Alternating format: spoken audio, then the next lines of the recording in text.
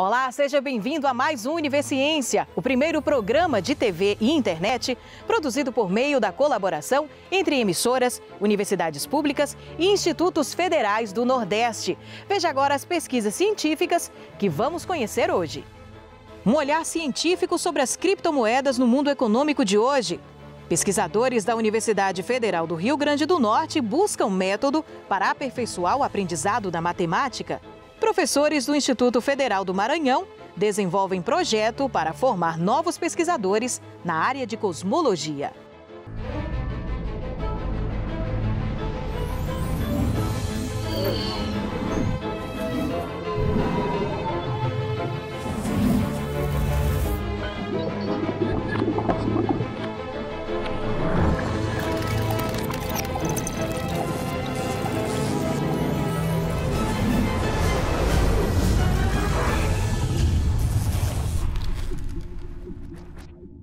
Em tempos em que tudo tem se tornado virtual, nem mesmo o dinheiro escapou. Um exemplo disso são as criptomoedas. Mas o que elas são e como funcionam? Conheça o estudo de um aluno egresso do curso de Economia da Universidade Estadual do Sudoeste da Bahia, cuja monografia rendeu um prêmio ao pesquisador.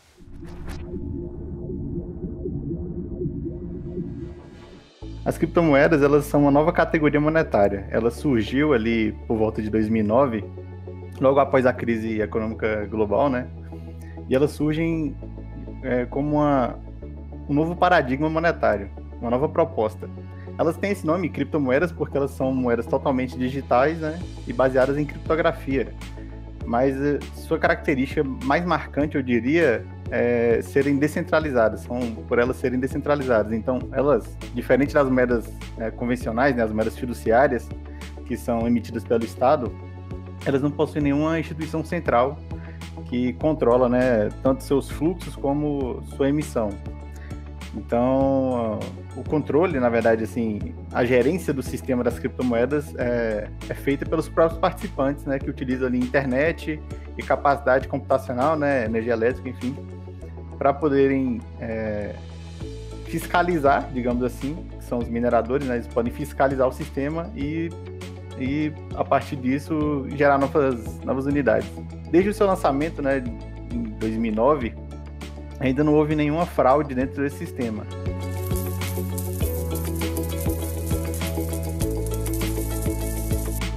Ao longo da minha pesquisa, eu faço essa reflexão histórica, né? Eu busco lá os conceitos puramente econômicos, digamos assim, da moeda, e eu faço como se fosse um voo panorâmico, assim, dentro das correntes econômicas, que eu utilizo conceitos de Marx, conceitos de Hayek, né, que está na outra ponta ali, do liberalismo, e o conceito de Keynes sobre teoria monetária. O CORECON é o Conselho Regional de Economia. Então, todas as profissões têm os seus conselhos regionais que regulamentam o exercício da profissão. E o Conselho da Bahia, desde há muito tempo, busca ter uma inter-relação muito grande com as universidades, no sentido de estimular o bom exercício da prática econômica e também de valorizar os talentos que surgem na academia. E uma forma de fazer isso é justamente, ele criou esse prêmio, que é o Prêmio Jário Simões, foi um economista que dá o nome ao prêmio, um economista que foi o professor da UFBA, secretário de Fazenda aqui no governo do estado da Bahia, com bastante méritos, então ele foi homenageado com o nome desse prêmio, e o prêmio busca justamente, primeiro, estimular que todas as universidades do estado que tem curso de economia possa apresentar para a comunidade os seus trabalhos, e depois ele premia isso. Então, é um prêmio muito importante, primeiro porque ele explicita essa produção acadêmica que é feita em todas as universidades baianas, e segundo, permite a gente conhecer o que cada instituição está produzindo com relação a isso. Eu não esperava, até pela questão do tema ser muito novo, ser uma questão assim que muitas pessoas têm um pé atrás na hora de ouvir, né? Falam, nossa, isso aí parece uma coisa muito abstrata, né? Apesar que nos últimos anos ela tem ganhado mais espaço na mídia, enfim, no cotidiano das pessoas. Mas foi uma grande honra para mim, né? Que ficou como se fosse um coroamento de todo esse processo que eu e o professor Judásio aí percorremos, né? Para enfrentar esse desafio mesmo, que é um tema relativamente novo e que me deixou muito feliz, né, de conseguir produzir essa pesquisa. Então veja que é uma coisa muito interessante, ele conseguiu unir um fenômeno novo e ao mesmo tempo a história do pensamento econômico, né, que deu para passear por várias formas de ver. Como nós sabemos, a economia ela é uma ciência social e que tem a questão de valores, de posição, e aí além disso ele teve essa condição de dialogar essa novidade a partir de 3 vertentes da economia. Então, é uma contribuição por conta disso, de você tentar, à luz da teoria, interpretar esse fenômeno.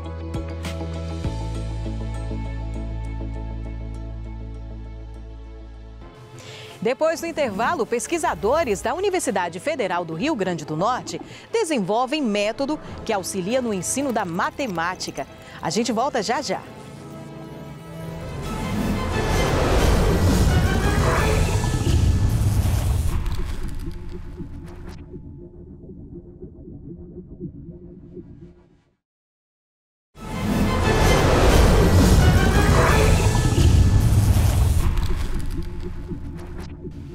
Matemática.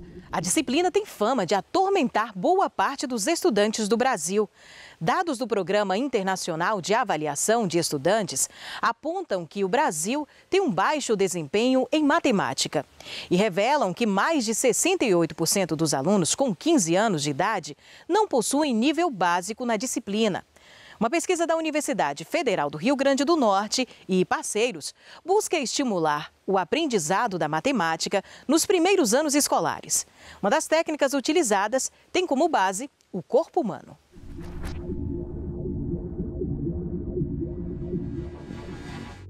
Hoje o Brasil ele tem um grande desafio, né, do ponto de vista educacional, e na matemática um desafio maior ainda. Os resultados do Brasil, seja nos instrumentos de avaliação nacional, seja nos instrumentos internacionais, o rendimento das crianças e dos adolescentes brasileiros é muito inferior ao que é esperado.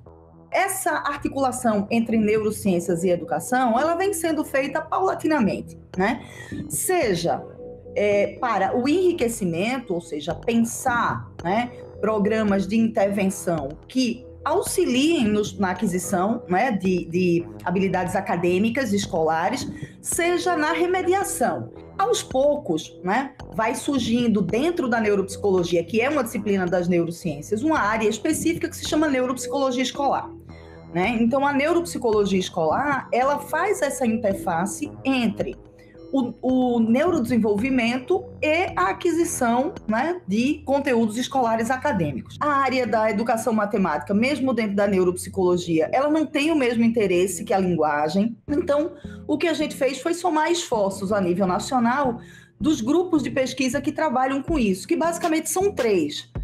A UFPE, a Universidade Federal de Minas Gerais e a UFRN. Então, a gente compôs aí essa rede.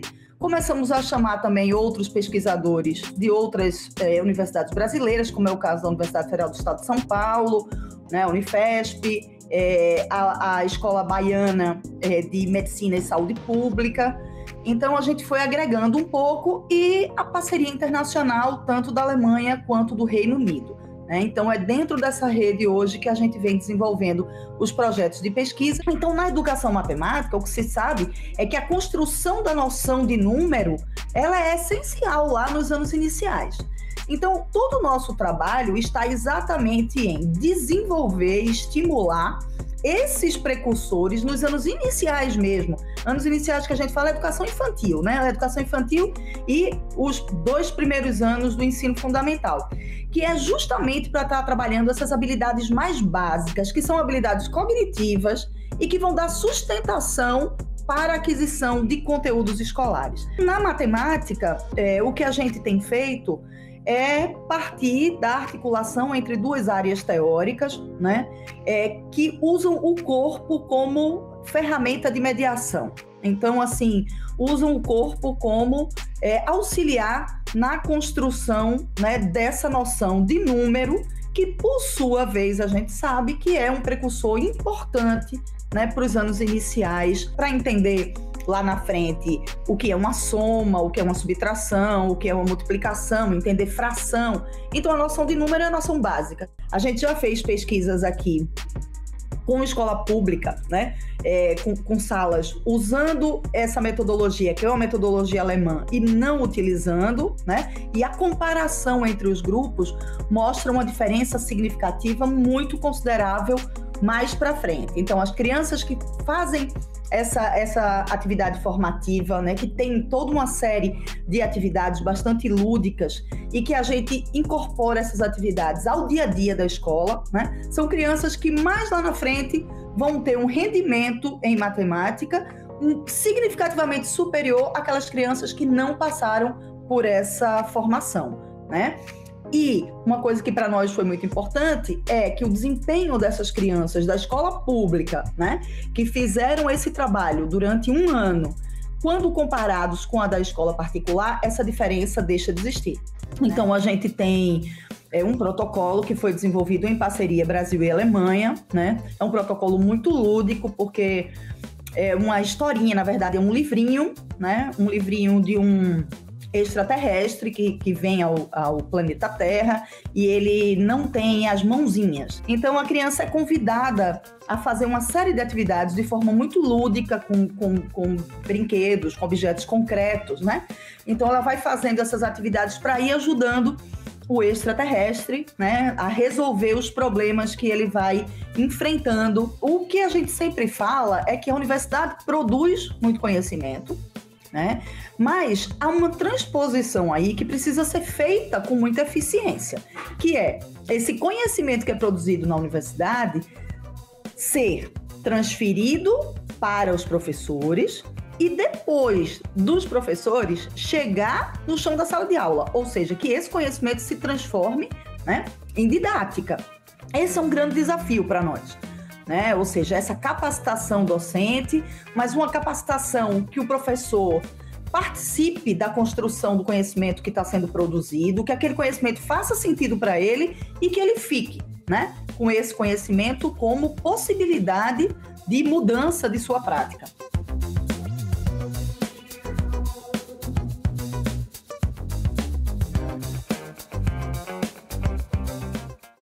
Imagina conhecer de perto um aparelho utilizado por cientistas do passado. Um telescópio do século XVII ou um motor elétrico do século XX. Um grupo de pesquisa em História da Ciência e Ensino da Universidade Estadual da Paraíba tem recriado equipamentos a fim de mostrar a evolução científica ao longo dos anos e auxiliar no ensino de ciências, principalmente em conteúdos de física do ensino médio. Recriar experimentos dos séculos 17 e 18, tudo para melhorar o ensino da ciência na atualidade. Esse é um dos objetivos do Grupo de Pesquisa em História da Ciência e Ensino da Universidade Estadual da Paraíba. Um dos nossos experimentos que eu acho que chama mais atenção é a luneta do Galileu, né? Primeiro porque é onde todo mundo acha que começou a ciência moderna, e o Galileu é muito conhecido. Então a gente tentou reproduzir a luneta com as mesmas informações que o Galileu deu. E aí, a hora que você pega essa luneta e aponta ela para o céu, você vê que o campo de visão é muito pequeno, né? Que provavelmente muitas das observações que ele diz que ele fez são muito difíceis de captar, né? Então,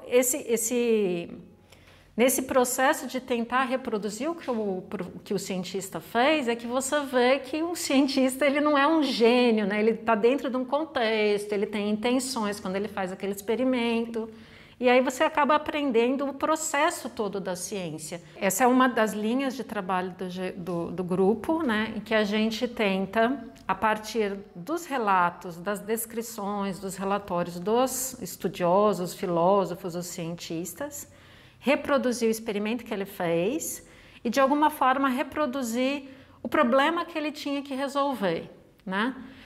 Então, o que a gente tenta é aproximar em termos de materiais o que a gente consegue adaptar para agora, o mais próximo do que o cientista tinha naquele momento, e entender o processo do cientista ao entender um fenômeno. porque muitas vezes o cientista ele não relata no trabalho dele os problemas que ele teve, ele só relata o que ele conseguiu. E, de alguma forma, se aproximar mais das dúvidas que um aluno tem na hora que ele vai ter contato com esse mesmo tipo de conhecimento, né? Porque, a princípio, o cientista está no mesmo nível de dificuldade do aluno, que ele não viu aquilo ainda, ele não entende como funciona. Então, como que ele processa esse conhecimento sobre o fenômeno? Como que ele vai tentar medir coisas e adquirir conhecimento sobre aquilo? E aí o aluno faria esse mesmo processo de adquirir conhecimento sobre aquele fenômeno. Através do projeto é possível viajar no tempo e na história da ciência, conhecendo vários fenômenos na prática. Então a gente tem muito cuidado em trazer o aspecto histórico e as dificuldades que houve na época.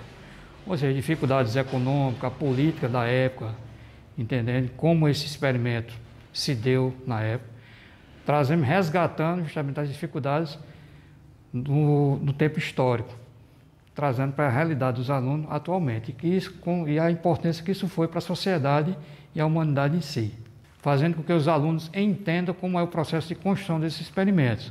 Vários experimentos eles seguem uma cronologia do desenvolvimento da ciência. A gente tem a luneta do Galileu, que seria esse começo no século XVII da ciência moderna, e também o versório do Gilbert, que são os primeiros experimentos com eletrostática e com a questão de atração e repulsão magnética e elétrica.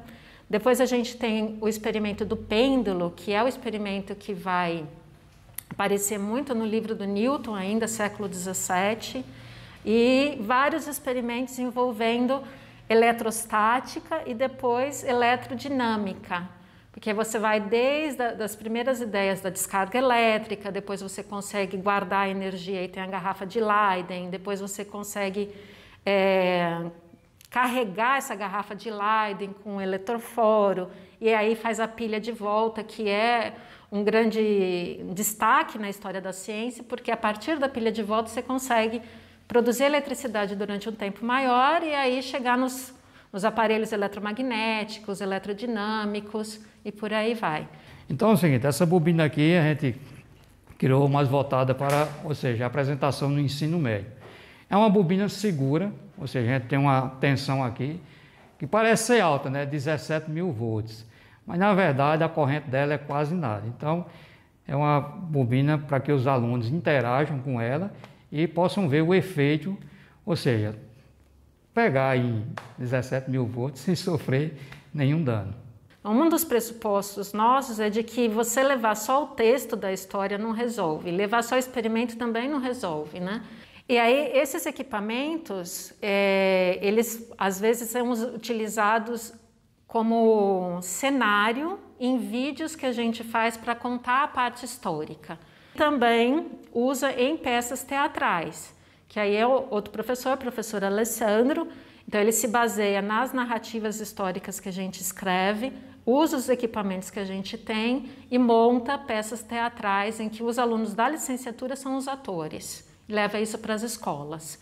A gente teve também teatro de fantoche, contando a história do Galileu e a briga com a igreja e tudo isso, né, junto com o pano de fundo de conhecer a astronomia, juntando a história, né, e os equipamentos. A ideia do projeto é garantir uma melhor capacitação dos professores para que eles promovam o aprendizado efetivo nos alunos. O licenciando, ele é que vai tentar reproduzir o experimento.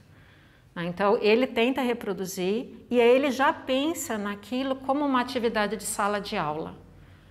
Então, ele já pensa que material que ele está usando aqui, se ele pode fazer isso em grande escala para um aluno, se ele pode fazer aquilo de uma forma mais rápida, porque você tem que levar em consideração o tempo didático. E daqui a pouco, professores do Instituto Federal do Maranhão motivam estudantes na pesquisa da cosmologia. É depois do intervalo, a gente volta já já.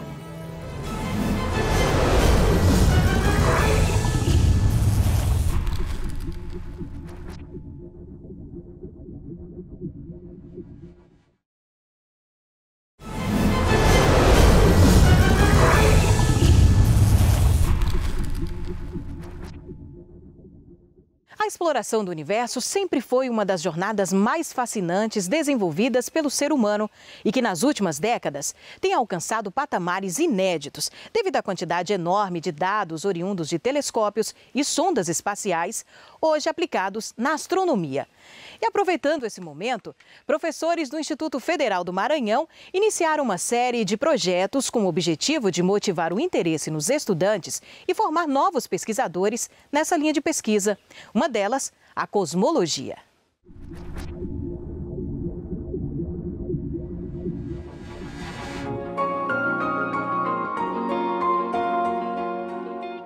A cosmologia é a área da astronomia, ou também da física, porque ela está na interface entre as duas áreas, física e cosmologia, é a área da ciência que busca compreender como o universo evolui. Quem é o universo? E pensando o universo na sua estrutura global. Nós não observamos, nesse sentido de global, que eu quero dizer, nós não estamos atentos a olhar detalhes como estudamos planetas ou estrelas, nós não olhamos para esses detalhes.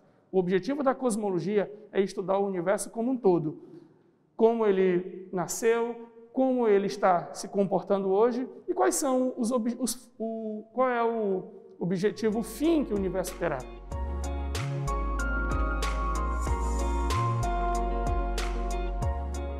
Com o intuito de formar novos pesquisadores, nós desenvolvemos aqui no IFMA diversos projetos que visam formar novos estudantes, novos alunos, trazê-los para a área da astronomia. Por quê? Muitos se interessam pela astronomia e geralmente a visão que se tem da astronomia é aquela do telescópio, aquela de olhar para o céu.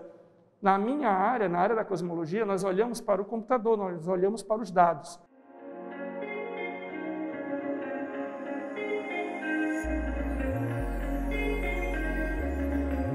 Muitos benefícios eu adquiri ao longo desse primeiro ano.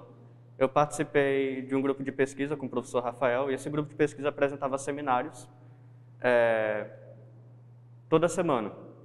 E toda semana eram artigos diferentes, e esses artigos diferentes falavam sobre diversas áreas da cosmologia. Então eu acabei tendo bastante embasamento em algumas dessas áreas, mas principalmente na área que eu tô estudando. As técnicas que nós estamos utilizando para inserir os alunos foi uma técnica que visa calcular, medir e lidar com o redshift das galáxias. O que é o redshift das galáxias? As galáxias que estão no universo, o que nós já sabíamos sobre elas? Sabíamos que elas estavam em movimento, mas no ano de 1923 e 24, Edwin Hubble mediu as velocidades dessas galáxias. E ele observou que elas estavam se afastando todas umas das outras e de nós, daqui da Terra. Então, o universo foi naquele primeiro momento que o universo mostrou que está em expansão. E quando uma galáxia, que é um objeto luminoso, que emite uma luz até nós, se afasta de nós, essa luz da galáxia, ela sofre o que a gente poderia chamar de um esticamento. A luz passa a esticar seu comprimento de onda, ficando próximo a comprimentos de onda mais longos, por exemplo, o vermelho. Por isso que o nome chama-se deslocamento para o vermelho, ou no inglês, redshift. O que eu pensei nesse projeto? Vou usar o aluno, vou trazer o aluno para vivenciar a experiência de pegar esses dados, essas medidas de redshift, e trabalhar com elas, passando por todas as etapas da pesquisa científica. Então, o aluno pega os dados, avalia aqueles dados, monta gráficos. Com os gráficos, ele determina o redshift daquela galáxia é esse. Eu aprendi a manipular dados, dados que, quando você vê em um modo texto ou em qualquer outro modo, você fica é muito difícil de visualizar, mas com a gente manipulando esses dados em diversos programas, a gente consegue perceber que esses dados, na verdade, vão montar gráficos, vão mostrar alguma coisa, que a gente pode tirar alguma conclusão disso.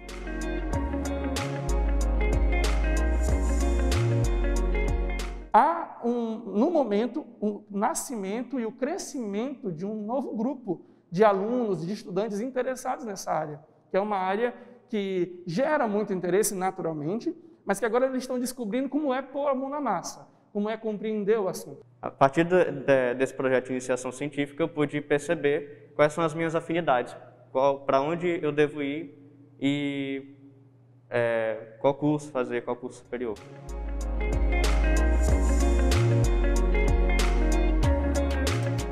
E quando a gente pensa no Maranhão, quando nós pensamos em São Luís, é impossível não correlacionar com a base de lançamento de Alcântara, que está aqui próximo.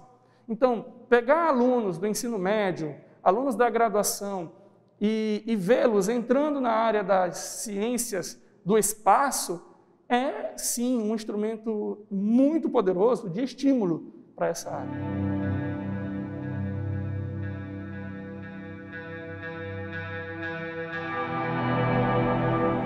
E com esta pesquisa, nós encerramos o Universiência de hoje. Na próxima edição, voltamos com mais pesquisa científica do Nordeste para você. Tchau, tchau e até lá!